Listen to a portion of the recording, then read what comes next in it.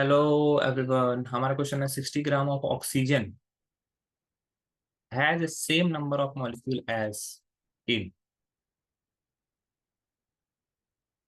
तो चार ऑप्शन यहाँ पे दिए हुए हैं, ठीक है। 16 gram of CO, 28 gram of N2, 14 gram of N2, 0.1 gram of H2।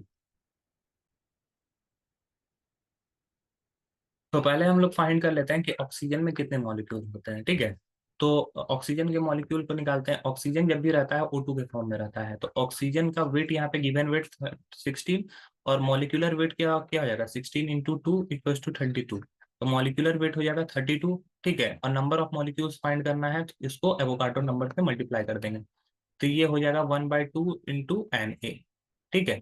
इसको Na/2 बोल सकते हो, या फिर इसको लिख सकते हो 6.022 इंटू 10⁻23/2, ठीक है।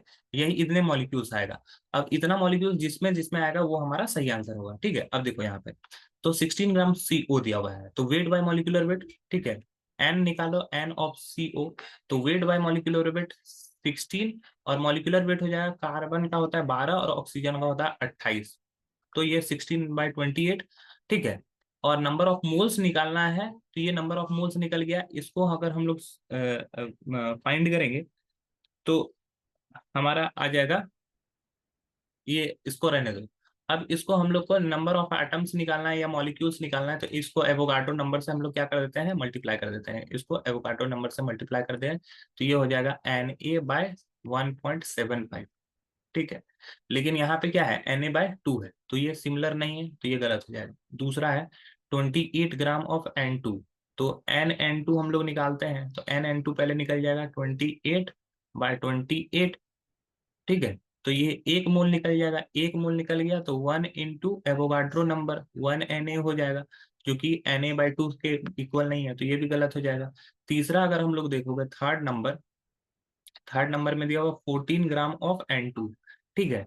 तो नंबर ऑफ मॉलिक्यूल्स डायरेक्ट निकालो। नंबर ऑफ मॉलिक्यूल्स निकालने के लिए हम लोग क्या करते हैं, नंबर ऑफ मोल्स निकालते हैं। तो नंबर ऑफ मोल्स में वेट बाय मॉलिक्यूलर वेट, और इसका मल्टीप्लीकेशन कर देंगे एवोगाड्रो नंबर से। तो वेट यहाँ पे 14 ग्राम दिया हुआ है, मॉलिक्यूलर वेट N2 का हो गया 28 ग्राम, और ये Na से मल्टीप्लाई कर देंगे, तो ये हो जाएगा Na/2, जो कि इक्वल है इसके।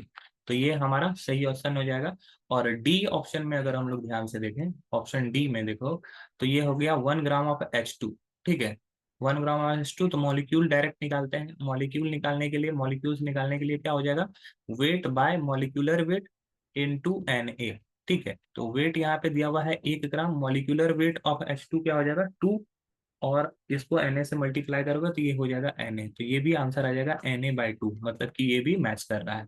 तो ये भी हमारा राइट आंसर हो जाएगा। तो हमारा राइट आंसर हो जाएगा ऑप्शन सी तथा ऑप्शन डी। पहला और दूसरा ऑप्शन गलत हो जाएगा। आई होप ये क्वेश्चन आपको समझ में आया होगा। That's all, thank you.